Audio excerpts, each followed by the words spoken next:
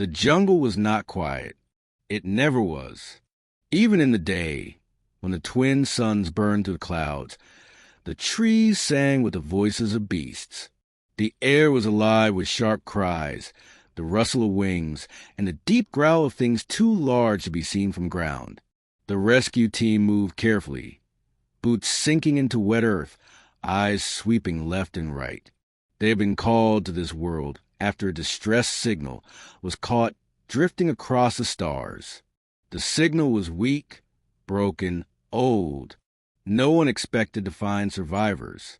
The planet was marked red on all maps, a place where hunters ruled and nothing human had ever lived. Still, they had to look. Humans did not abandon their own. At the front of the group walked Commander Rice. His visor shone with green lights as he scanned the thick undergrowth. Beside him, 2 soldiers carried rifles, fingers close to the triggers. The rest of the team followed, tense and silent. Every shadow could hide teeth. Every sound could mean danger. "Life sign ahead," said the medic, her voice sharp in the comms. One human, stationary, not moving. The team froze. For a long breath, no one spoke. A single human, alive on this world? Impossible. Commander Rice gave a short nod, marked the location. "We move in." Step by slow step, the team pushed through vines and giant leaves. The jungle seemed to grow thicker the closer they came, as if the planet itself wanted to hide what lay ahead. The noises of the forest faded, replaced by a strange hush. Even the insects went silent. And then they saw it. The clearing opened before them like a wound in the trees. Sunlight spilled down in broken shafts, lighting the ground in golden shadow. And in the center, sitting on a rock as calm as if he were in a park back on Earth, was a man. His clothes were torn, his face dark with dirt and scars.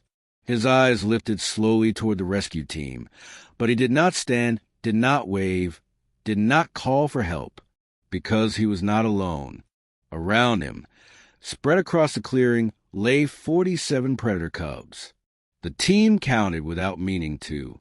Their minds recorded the number as their eyes tried to accept the scene. Small bodies covered in black fur, yellow eyes that glowed in the light, tiny jaws lined with too many teeth. These were not harmless creatures. Everyone in the galaxy knew what they would grow into. Full-grown predators were nightmares, pack hunters that could tear armored soldiers apart. Even the young were dangerous, known to bite and kill without warning. And yet, these cubs were not attacking.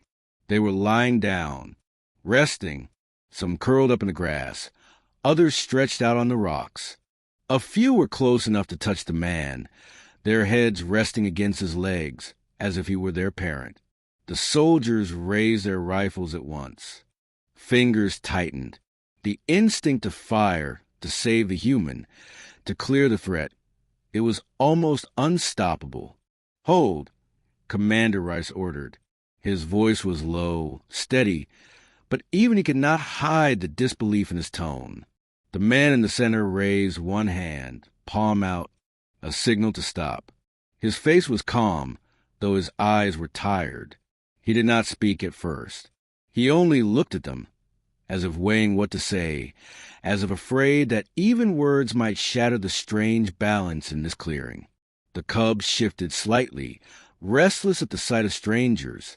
A low rumble moved through the group. Not one voice, but many, a chorus of young throats warning the intruders. The soldiers' weapons shook. The medic's breath caught. Every second stretched long. Finally, the man spoke. His voice was rough, cracked from days without water, but steady. "Don't move." That was all.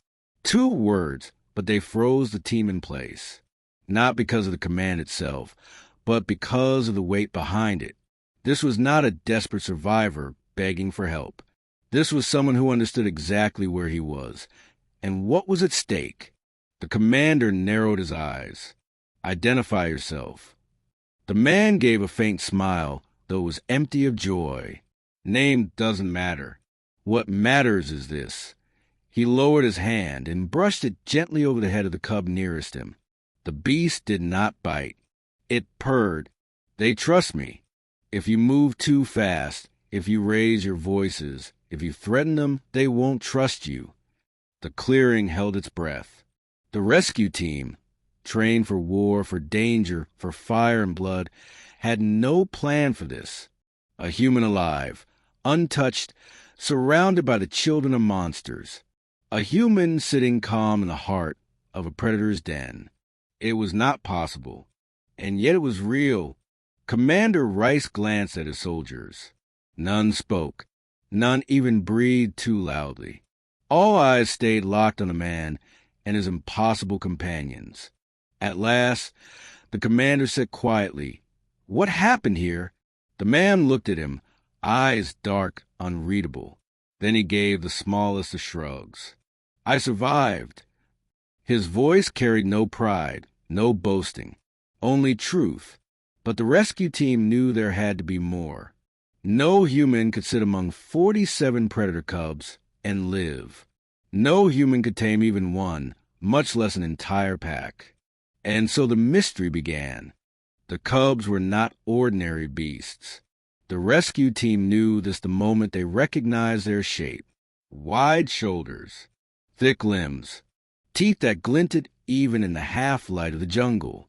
These were young predators, born of a species feared across every star map, remembered in every battle report. They were called HFY. No other word caused such quiet dread among soldiers. A full-grown HFY stood taller than 2 men and moved with the speed of a hunting cat. Their packs could overwhelm armored convoys. Their claws sliced through steel. Even the strongest alien armies avoided their worlds, preferring to leave them untouched, unchallenged. And here, on this cursed planet, 47 of their young surrounded a single human. The soldiers exchanged glances, their faces hidden by helmets, but their fear clear in every stiff movement. "This doesn't make sense," whispered one. "They shouldn't be this calm."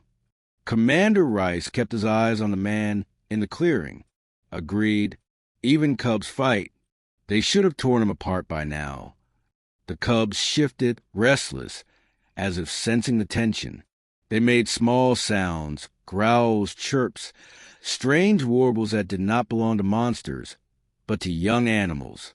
They sounded almost innocent, and yet the danger was real. One wrong step, one loud noise, and 47 sets of jaws could rip the team to shreds. The man on the rock stroked the head of the cub nearest to him. His fingers moved with care, slow and practiced. The cub pressed closer, eyes half closed, like a child seeking comfort. "You don't understand," the man said quietly. His voice carried across the clearing, steady, patient. "They aren't like what you've read in your reports. They aren't born killers. Not at first." The commander frowned. "They're KRYDH. Everyone knows what they are. Everyone knows the stories," the man replied.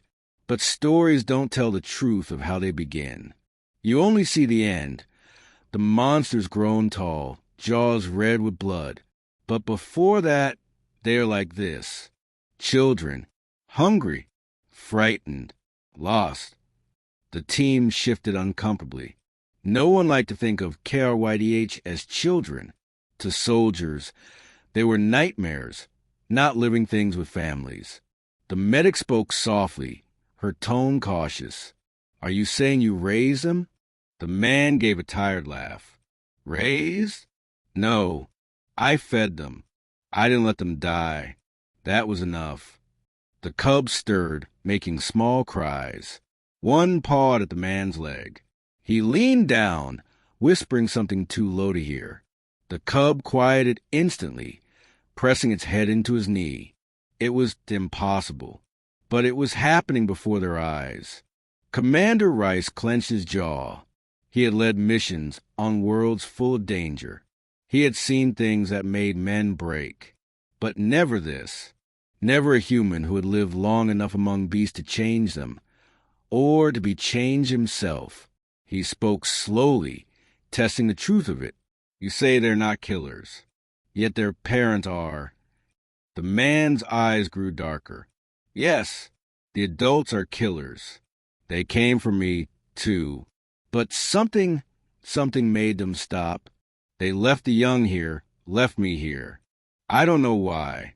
Maybe they wanted me to feed their cubs. Maybe they wanted to see if I could. The idea struck the team cold.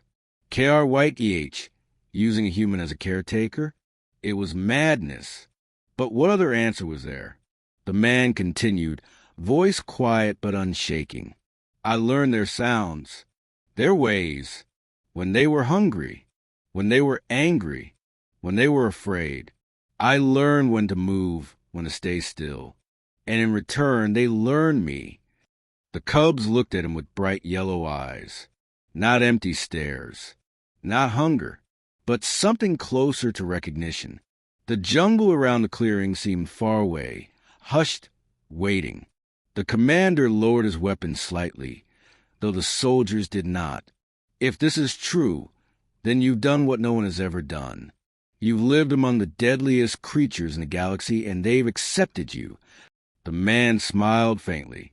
Or maybe I've accepted them. The words cut deep into the silence. The team felt the weight of it, the strangeness of it. One of the cubs yawned, showing rows of small, sharp teeth. Another rolled onto its back, kicking its legs in the air like a harmless pup. But the sight did not comfort the soldiers. It unsettled them more. How could monsters look so ordinary? The medic whispered again, almost to herself. They look like a family. The commander did not answer.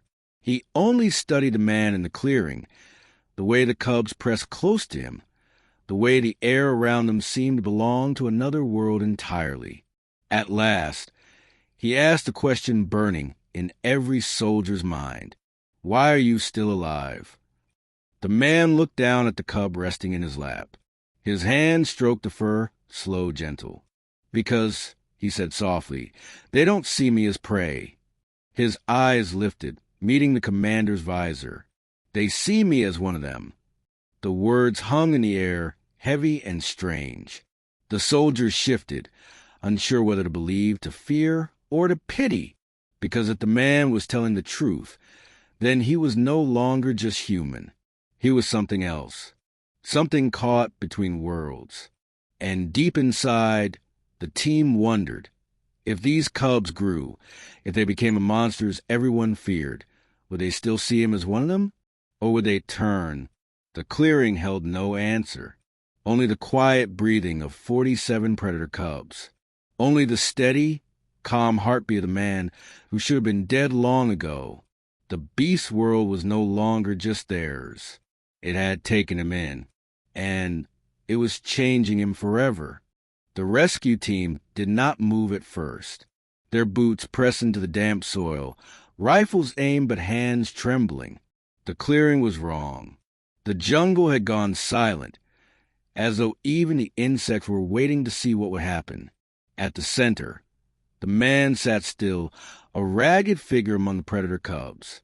His hair was tangled, his skin scarred by days under the suns, but his eyes were sharp, too sharp for someone half-starved and alone.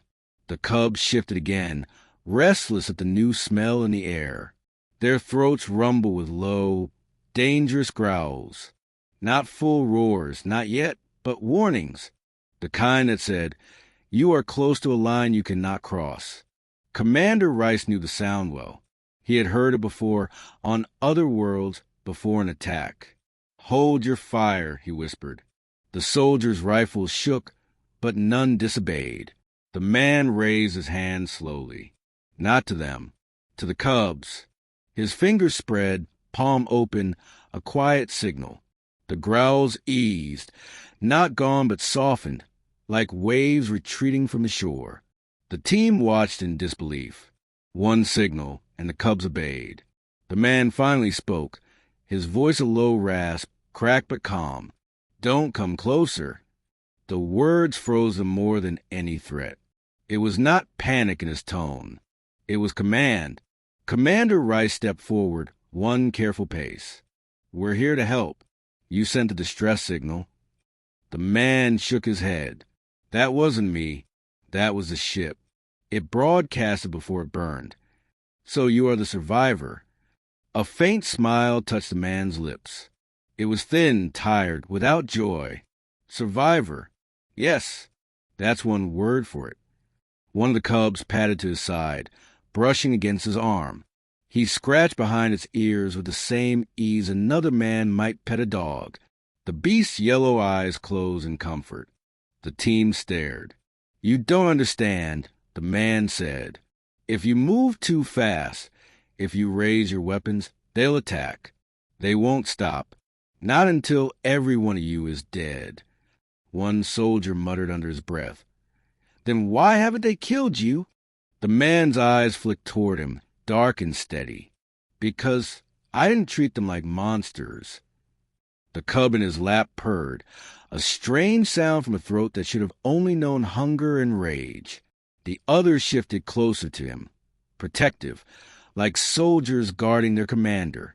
The team felt the unease crawl deeper into their bones. Commander Rice tried again. "Listen, we can take you back. We can bring you home."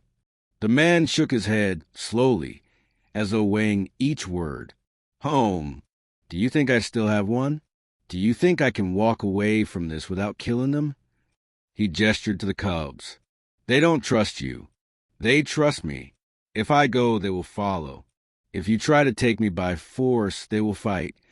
The silence that followed was heavy, crushing. The jungle seemed to lean closer. The medic broke it, her voice soft, uncertain. "But they're just cubs. They can't survive without you, can they?" The man's gaze hardened. "That's why I'm still alive." Another cub crept forward, its eyes fixed on the soldiers. It sniffed the air, teeth flashing as it parted its jaws. A soldier raised his rifle instinctively. "Don't." The man snapped, his voice sharp as a blade. The cub froze, then returned to his side, satisfied. For the first time, Commander Rice felt something strange. Not just fear, not just suspicion, something like respect. Whoever this man was, he had done the impossible. He had bent nature itself, not with force, but with something far rarer, patience. Still, questions burned. "How long?" the commander asked. The man's eyes turned distant. "I stopped counting after the first month. Days blur, nights longer. Time doesn't mean much here, only survival. And in all that time, you never once thought of leaving them?" The man stroked the cub in his lap again. "Leave them? To die? No, they are not what you think they are. Not yet. They still have a chance."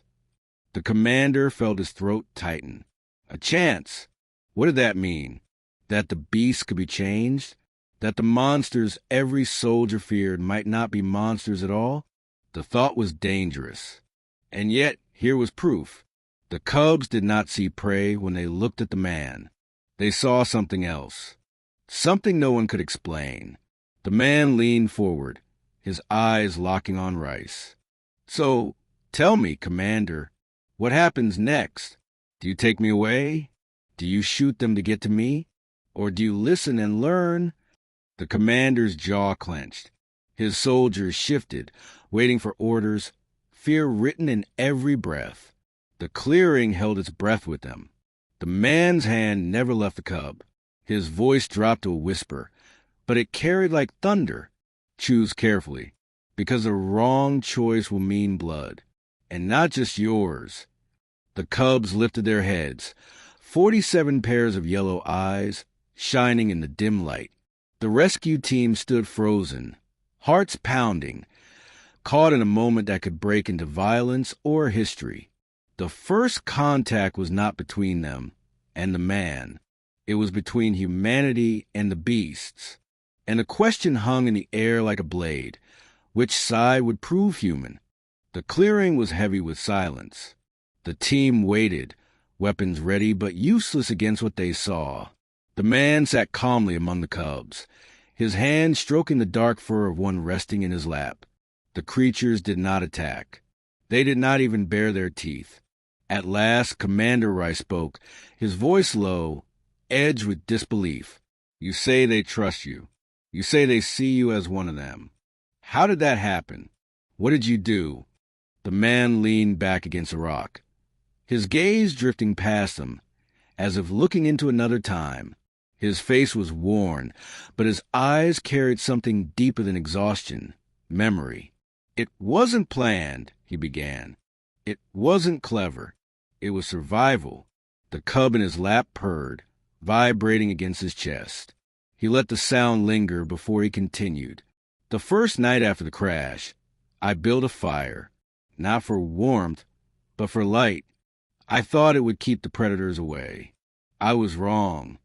The soldiers shifted. Every one of them knew the legends of KRYH.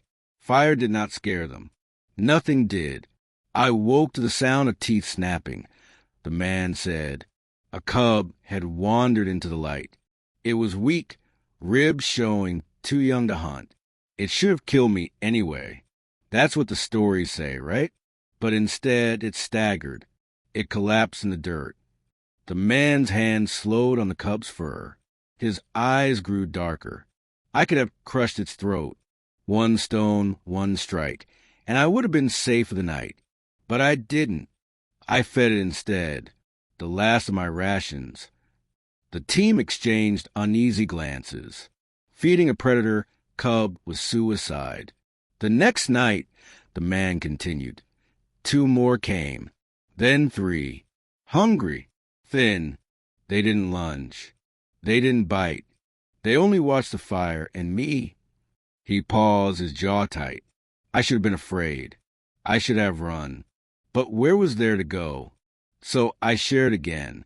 My food, my water. I thought it would buy me one more night. That's all I wanted. One more night alive.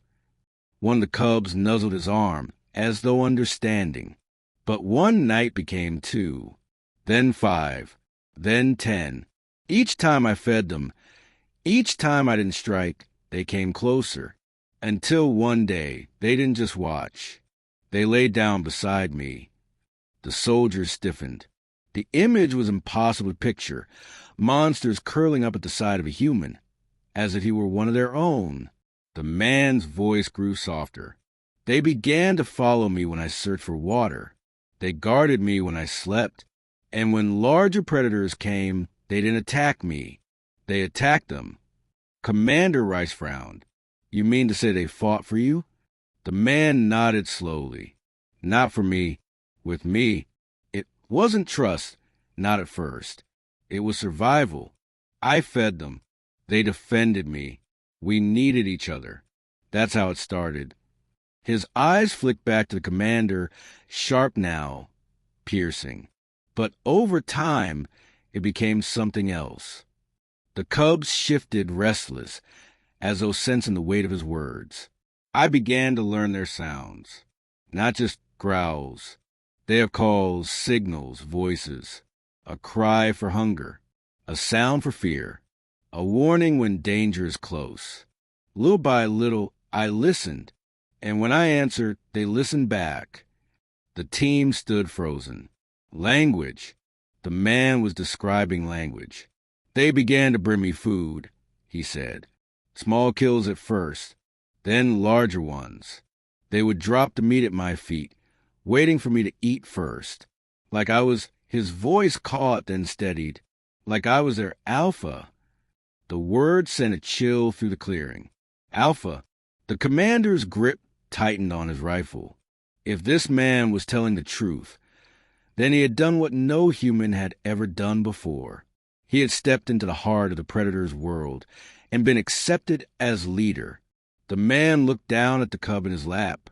Its eyes closed, its body relaxed, purring still. I don't know when it changed. Maybe it was the night I killed a snake before it struck one of them. Maybe it was when I stood between them and a storm. But one day, I realized I wasn't surviving anymore. I was living with them, among them. The medic swallowed hard, her voice breaking the silence. You care about them." The man nodded once. "They are not monsters to me. Not anymore. They are my family." The cubs stirred at the word, their golden eyes flashing. The jungle seemed to lean closer again, listening. Commander Rice struggled for words. His training screamed at him. KRYTH are killers. They must be destroyed. But what he saw defied every report, every memory of blood. The man's voice cut through his doubt. "So you see now, if you try to take me, if you try to separate us, you won't just fight the cubs. You'll fight me too, because I will not abandon them. Not after what we've built." The soldiers exchanged looks of unease. No one dared to raise a weapon. The commander stared at the man, torn between duty and disbelief. The bond was real. He could see it. He could feel it. But if this bond held, what would happen when the cubs grew? That question lingered in the clearing, darker than the shadows of the jungle. The clearing was a cage, not of metal or stone, but of silence and eyes. 47 predator cubs circled a man on a rock, their bodies relaxed but their gaze sharp. The rescue team stood at the edge, weapons raised but frozen. The jungle itself seemed to hold its breath. Commander Rice did not move. His visor displayed the readings. Human life sign stable, predator heartbeat steady. One spark could turn those calm signals into chaos. The man's words still echoed in his ears. "If you take me, you fight them. And you fight me too." It was madness. A survivor, lost in the wild too long, had begun to see monsters as kin. And yet the evidence was undeniable. The cubs lay around him like guards, like children, like family. The commander's throat was dry inside his helmet. He toggled the private channel. "Thoughts," he whispered. The medic spoke first. Her voice trembled but carried weight. "Sir, I've never seen anything like this. He's not lying. Look at them. They treat him like he belongs." "That's the problem," one soldier snapped. His rifle trembled in his hands. "He thinks he belongs. He's lost. He's not stable. Sir, we need to extract him now, before those things grow up and—" "Shut it." Another soldier cut in, her tone sharp. "You fire one shot and we're all dead. Don't you get it?" They're waiting for an excuse. The team's calms filled with uneasy breaths, quiet curses. Each of them had trained for combat, for fire and blood. None had trained for this. Rice silenced the channel with a command. He turned his gaze back to the man. "You say you won't leave them, but you're human. You don't belong here." The man looked up slowly. His face was tired, but his eyes burned. "I didn't belong here at first. I do now." "They'll kill you when they're grown," a soldier muttered aloud this time, unable to contain himself. "You think you've tamed them? They'll tear you apart." The man's hand stroked the cub in his lap. "Maybe, maybe not, but I'd rather die with them than live without them." The word struck like a blade. Even the cubs seemed to stir at the sound, their yellow eyes flicking between human and intruder. The medic dared to step forward, her voice softer than the commander's. "Why? Why risk yourself for them? They're predators. They're killers. You know what their kind has done." The man's expression hardened. "I've read the same reports as you, but reports only show the end. I saw the beginning.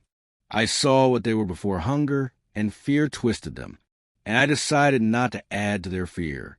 I gave them a chance." One cub lifted its head at his words, as though it understood. The jungle air hummed with tension. Rice tightened his grip on his weapon. Logic screamed at him. The man had been broken by isolation. He was delusional, dangerous. If they left him, he was lost. If they took him, they risked blood. He switched his comms again. "We can't leave a human behind. But if we extract him, these cubs will fight." "Thoughts." The soldier who had spoken before answered at once. We neutralize them. One volley, clean and fast. He'll thank us later. The medic's voice cut in, sharp with anger. Neutralize? They're cubs, damn it. Children. They're not attacking. Look at them. They're calm. He made them calm. Do you want to throw that away? They'll grow, the soldier hissed. And when they do, they'll kill hundreds, maybe thousands. Better to end it now. Silence followed. No one wanted to say it, but all of them had thought it. Rice's jaw tightened. The dilemma pressed heavier with each second. The man was watching him now, silent, as though he already knew their debate. You see the choice, Commander, the man said quietly. Save me and kill them, or leave me and save them. What matters more to you, one human, or the chance that monsters might not be monsters? The commander felt the words sink deep. His duty screamed the answer. The human comes first. Always. That was the creed of rescue. But something deeper gnawed at him. He looked at the cubs. Their teeth were sharp, their claws deadly, but they weren't attacking. They weren't monsters yet. What if the man was right? What if there was a chance? The team shifted uneasily. The medic's eyes glistened behind her visor. The soldiers' grips on their rifles tightened. Every second stretched long, heavy with the weight of choice. A low growl rippled through the cubs. One by one, their heads lifted. The air shifted.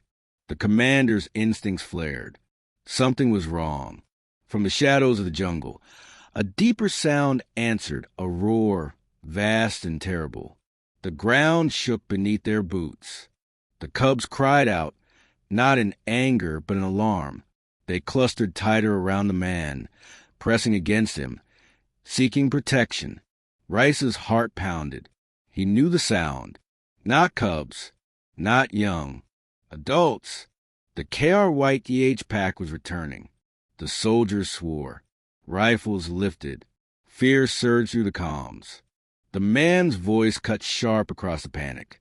Don't fire. Don't dare fire. If you do, they'll tear you apart before you take a second breath. Rice's chest burned. He could hear the crashing of massive bodies moving closer. The cubs were trembling now, their growls turning into cries.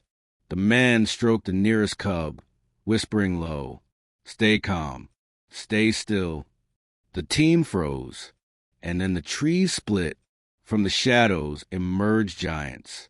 KRYTH adults, tall as armored mechs, bodies thick with muscle, jaws lined with fangs that glistened in the light. Their eyes burned gold, and their roars shook the clearing.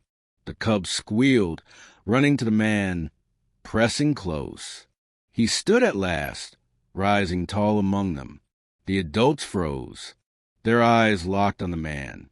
Every rifle in the squad shook with tension. One twitch, one spark, and blood would flood the clearing. The man raised his hand, not to the team, but to the beasts. His palm open, steady, his voice cut through the roar. "They're mine," he said. The commander's breath caught. The adults growled, low and long. Their massive heads tilted, jaws flexing. The cubs pressed tighter against the man, crying small, broken sounds. And slowly, impossibly, the adults lowered themselves. Their growls softened into deep rumbles, not of anger, of acceptance. Rice felt the world tilt. The man wasn't just bonded with cubs. He was bonded with the entire pack. The dilemma became sharper than ever. Take him, and they would face a pack of killers who saw him as kin. Leave him, and he would vanish into the wild forever, more beast than man. The commander's visor displayed the mission code: rescue at all costs. But for the first time in his life, Commander Rice did not know what rescue meant. The jungle held its breath again, waiting for his choice. The clearing quivered with tension. The cubs clung to the man's legs, their small bodies trembling. The rescue team stood frozen, rifles raised but hands slick with sweat. And looming at the edge of the jungle were the KRYTH adults, giant of muscle and fong, their golden eyes fixed on the intruders. The air was heavy, alive with the sound of low growls that vibrated through the ground. One wrong breath and the earth would run red. Commander Rice's visor displayed their size, weight, bone density. Numbers that screamed death. His training barked in his head. Eliminate threats before threats eliminate you. But his instincts, sharpened by the impossible scene before him, whispered another truth. If they fired, no one would survive. The man stood tall in the clearing, one hand raised, palm open toward the beasts. He did not flinch. He did not run.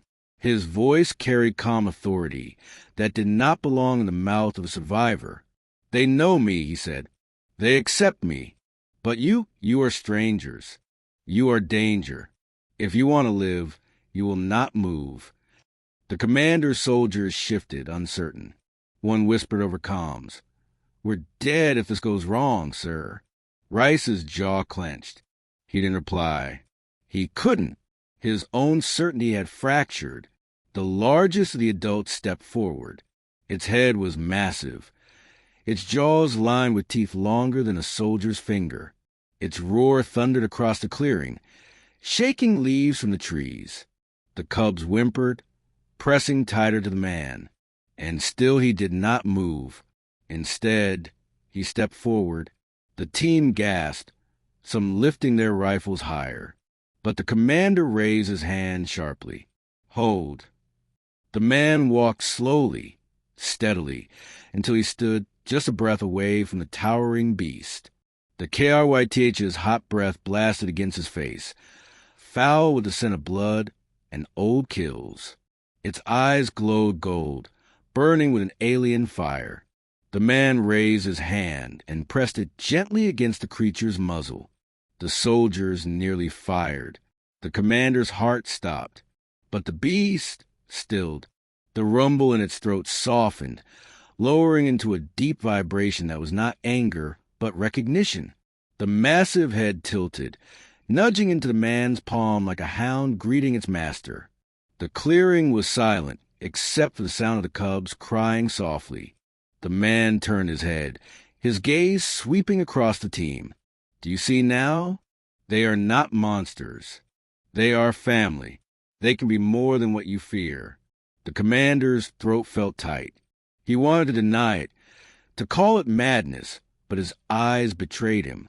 He had just seen the impossible. And yet, even as on gnawed at his chest, fear did too. What if this was only temporary? What if one day even the bond broke? As though answering his unspoken doubt, the largest cub padded forward. It growled low, its yellow eyes sharp, testing the intruders. Its body was small compared to the adults, but its stance was bold. The man dropped to one knee. I leveled with the cub. Not them, he whispered. His voice was gentle but firm, like a father correcting a child. The cub hesitated, growled once more, then lowered itself to ground. The soldiers trembled. They had just witnessed command. Not through force, not through fear, but through bond. One soldier muttered under his breath, "It's like he's one of them." The commander silenced him with a look. He stepped forward, lowering his rifle, his boots pressed into the dirt with slow care. Every eye, human and beast, watched. The man's gaze locked with his. "This is the test, Commander. Not for me. For you. For them. Can you stand here without fear? Can you face them without blood? Because if you can't, then no bond will matter." Rice's heart thundered. He had fought wars, faced death more times than he could count. But never like this. Never with death watching him through golden eyes that judged his every breath. He lowered his weapon fully, slinging across his chest. He raised both hands. Empty, open. The largest adult, KRYTH, stepped closer. Its claws dug deep furrows into the earth. Its head bent low, until its jaws hovered just a foot from the commander's chest. Every instinct screamed to move, to fire, to fight. But Rice stood still. The KRYTH sniffed him, its hot breath rolling across his armor. A growl built deep in its throat. The soldiers behind him stiffened, ready to fire. The man's voice cut sharp. Hold. Rice's chest felt like it would crack under the pressure. The beast's golden eyes locked onto his visor. For one terrible second, Rice was certain he would die. And then the KRYTH turned away. It stepped back, returning to the man's side. Its growl softened into a deep, rumbling purr. The commander let out a slow breath, one he hadn't realized he was holding. The clearing erupted in quiet sounds, the cubs crying, the adults rumbling, the soldiers exhaling in relief. The man's eyes held his, steady and unflinching. That was your test, Commander, and you pass. Rice swallowed hard. What happens if we fail? The man's voice was calm.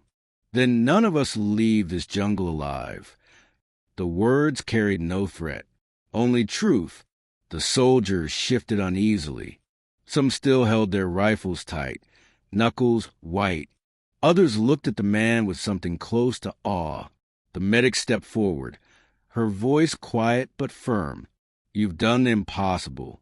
You've shown us they can be more. But what happens when they grow? When hunger takes them? Can you keep control forever? The man looked down at the cub pressing against his leg. He stroked its fur, his voice soft. Control?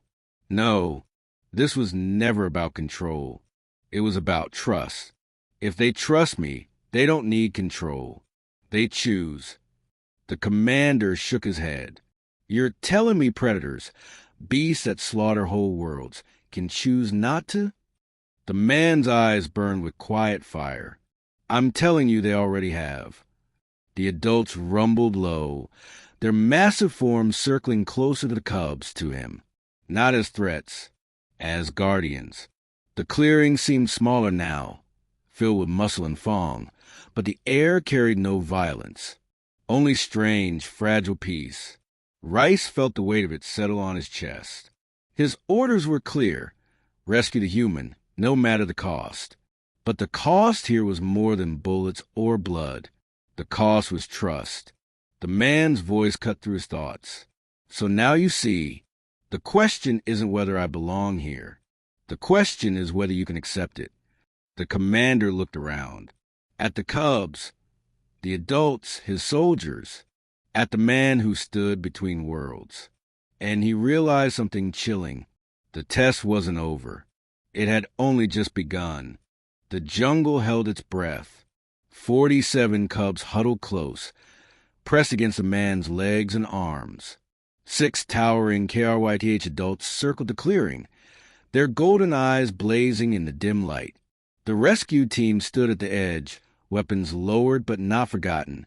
Commander Rice felt the weight of every gaze, beast, cub, soldier, and man. This was no longer about survival. This was judgment.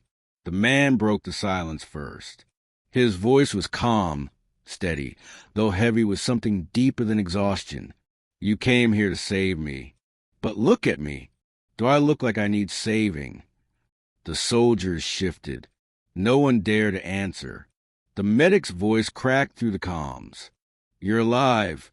That's enough reason to bring you back. The man shook his head slowly. His hand stroked the fur of a cub clinging to his side. Alive is not enough. Out there, I was just another name on a list, another body in a system that doesn't care. Here, I matter. Here, I am not prey. I am not disposable. I am family. The word echoed like a challenge. Rice clenched his fists inside his gloves. His orders rang clear in his mind. Rescue at all costs. But his eyes betrayed him. The man did not look like a prisoner. He looked like a king among killers. One soldier muttered under his breath, voice sharp with fear. Sir, he's gone. He's not one of us anymore. The medic snapped back, louder than she intended. He's more human than we are right now. Can't you see it? The cubs stirred her voice, their small bodies tensing. The adults growled, low thunder that rolled through the ground. Weapons twitched, Fingers brushed triggers. The man raised his hand. Enough! The beasts obeyed. Even the soldiers froze. Rice felt the truth press down on him like a weight. The man wasn't only speaking to the predators. He was speaking to them all. The commander's voice came slow, careful. You can't stay here. They'll grow. They'll change. You can't protect them forever.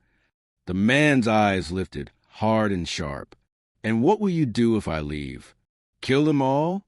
Burn the forest so you can sleep at night? That's not rescue, Commander.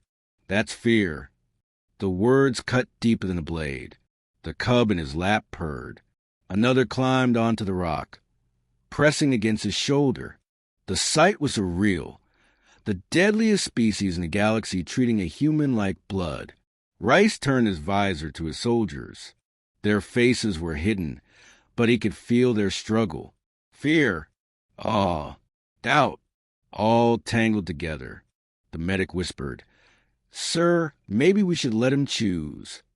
The soldier who had spoken before snapped, "That's insane." "He's one man. We can't abandon him. That's against everything we stand for." "Is it?" The medic shot back.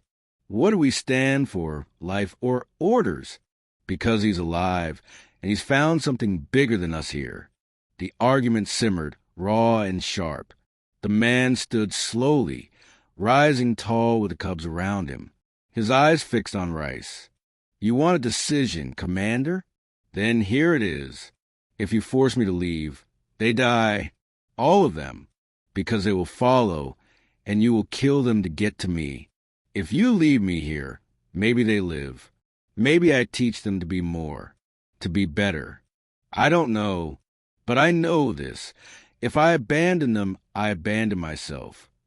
The silence was suffocating. The commander's heart pounded. Duty clashed with instinct, with morality, with something he could not name. He had rescued soldiers from burning ships, colonists from collapsing cities, civilians from fire and ruin. But this was different. Here, rescue felt like murder. One of the adults stepped forward, massive claws digging into the dirt. It lowered its head until its golden eyes locked with the commander's visor. The message was clear without words. Choose. Rice's hands trembled at his sides. He could order fire. They might win.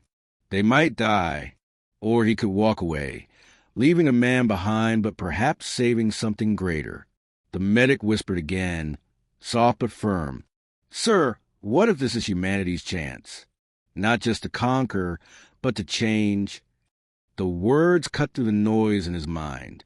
Humanity's chance. Rice swallowed hard. His voice came out rough. "What do you want me to tell them? The people waiting for you back home?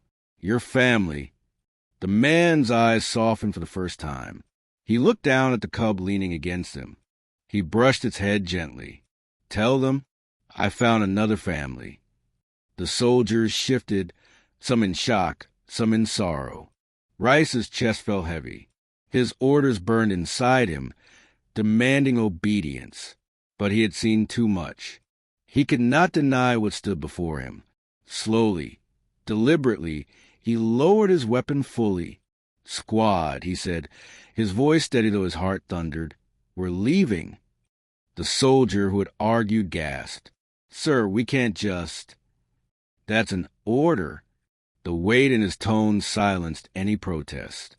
The man's eyes met his. For a moment, neither spoke. Then the man gave a single nod, gratitude, respect, and something unspoken. The adults rumbled, low but calm. The cubs settled, their cries easing. The clearing breathed again. Rice turned, motioning his squad to move. One by one, they backed into the jungle, never turning their backs on the beasts. The medic lingered for one last look, her eyes wet, then followed. The commander was last. He paused at the edge of the clearing. The man stood surrounded by cubs, giants behind him, calm in the heart of the wild. For a heartbeat, Rice wondered if he was leaving behind a man or the beginning of something greater. He whispered, too low for the squad to hear. "Good luck, stranger." The man did not reply. He didn't need to. His eyes said enough. The commander turned and vanished into the jungle. Behind him, the clearing returned to silence. The man lowered himself back to the rock, the cubs pressing close, the adults standing guard. He looked up at the twin suns burning to the canopy, and a small, tired smile touched his lips. He was not alone. Not anymore. Far above, in orbit, the rescue shuttle carried away its report. A single survivor left behind. Officially, a failed extraction. But somewhere deep in the commander's heart, another truth burned brighter. Humanity had not lost a man. It had planted a seed. And no one could know what would grow when man and monster chose to stand together. The jungle whispered again, alive with the sounds of beasts. This was not an ending. This was the beginning.